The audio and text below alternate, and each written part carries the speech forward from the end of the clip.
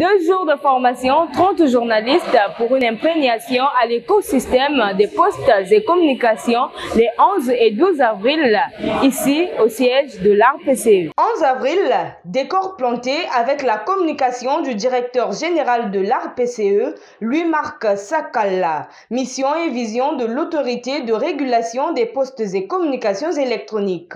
Les participants sont des influenceurs, blogueurs, web journalistes et journalistes issus des médias locaux, publics et privés. À cette ère où le tout numérique se formalise à une vitesse de croisière avec des technologies de l'information et de la communication de pointe, l'intérêt pour l'ARPCE est d'accoutumer et spécialiser certains hommes des médias à l'écosystème des postes et télécoms. C'était d'ailleurs l'intitulé de l'intervention de Luc Missidimbazi. C'est une très bonne formation qui nous a permis de comprendre vraiment ce domaine des télécoms. Vous savez qu'aujourd'hui le monde est devenu de plus en plus globalisé avec les nouvelles technologies de l'information et de la communication. Donc il est impossible qu'un journaliste émerge dans ce monde sans vraiment comprendre les sous-bassements des télécoms, les sous-bassements des nouvelles technologies de l'information et de la communication. Et c'est ce travail-là que l'ARPCE nous a permis de comprendre aujourd'hui dans cette formation.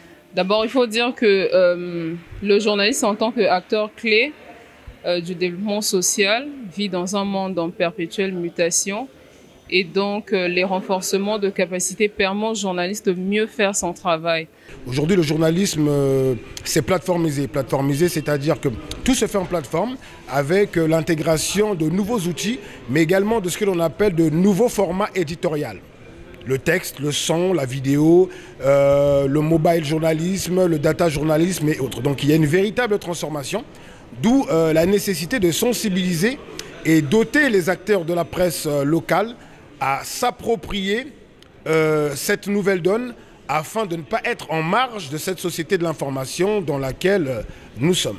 Pour la deuxième journée du 12 avril, l'instant a été justement au défi du journalisme dans un monde numérisé avec le docteur Antonin Bossoto, alors qu'un rappel sur les notions d'éthique et de déontologie a été fait par Joseph Bitalabitemo, pendant que le journaliste économique Alphonse Ndongo revenait sur les enjeux et défis du journalisme spécialisé. Les fake news, la politique de développement de l'économie numérique au Congo, bref, une série de communications à l'endroit de la trentaine des journalistes qui, à l'issue de cette première édition, s'est vu remettre des certificats de fin de formation.